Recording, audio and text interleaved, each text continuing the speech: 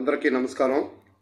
ప్రియమైన సోదరులారా, మిత్రులారా, నిన్న రాష్ట్ర వ్యాప్తంగా కూడా ఒక ప్రతిజ్ఞ జరిగింది. వామపక్షాలందరూ కూడా, అది అందరికీ తెలిసినటువంటి నగ్న సత్యమే. ఆ ప్రతిజ్ఞ గత 25 సంవత్సరాల క్రితం నాడు జరిగినటువంటి ఒక సంఘటన, బహిర్భా కాల్పులు.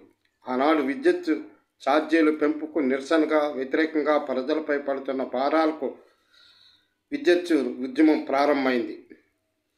కామ్రేడ్ సుధాకర్ రెడ్డి గారి నాయకత్వంలో హైదరాబాద్ ఉమ్మడి రాష్ట్రంలో కూడా చాలా ఉవ్వెత్తున భయంకరమైనటువంటి ఒక ఉద్యమం చేపట్టడం జరిగింది. దాని ముఖ్య కారణాలు కూడా మీకు తెలుసు. ఆనాడు పెరిగినటువంటి విద్యుత్ ఛార్జీలు ప్రజలపై పడుతున్నటువంటి భారాలు మోయలేరని చెప్పి దాన్ని ఉపసంహరించుకోవాలని చెప్పేసి ఆనాడు తీసుకున్నటువంటి ఉద్యమ పోరాటాల్లో కృష్ణ అనేటువంటి వ్యక్తితో పాటు మరొక ఇద్దరు ముగ్గురిని కూడా ఆనాడు చంద్రబాబు నాయుడు అధికారంలో ఉండగా పొట్టన పెట్టుకున్నాడు. ఇప్పటికే మీకు చాలాసార్లు చెప్పాను కూడా ఈ వివరాలన్నీ కూడా.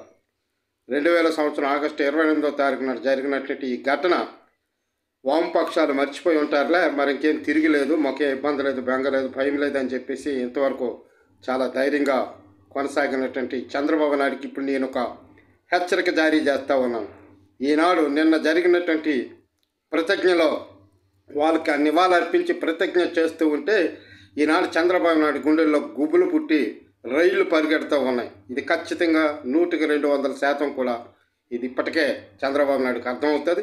ఆనాడే చాలా వామపక్షాలు చులకన చేసి చాలా హీనంగా మాట్లాడి ముగ్గురు వ్యక్తులని, యువకులను పట్టున పెట్టుకున్నటువంటి ఆ చరిత్రహీనుడిగా మిగిలిపోతాడు ఈ ప్రపంచంలో, ఈ భూమి మీద అని చెప్పేసి ఈ సందర్భంగా ప్రజల ద్వారా మీకు విజ్ఞప్తి చేస్తూ ఉన్నాను.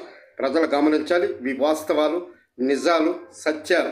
కనుకనే రేపు రానున్న భవిష్యత్తులో బాబు జాబుకు గ్యారంటీ లేదన్నట్టు భయం ఇప్పటి నుంచే పట్టుకుంది.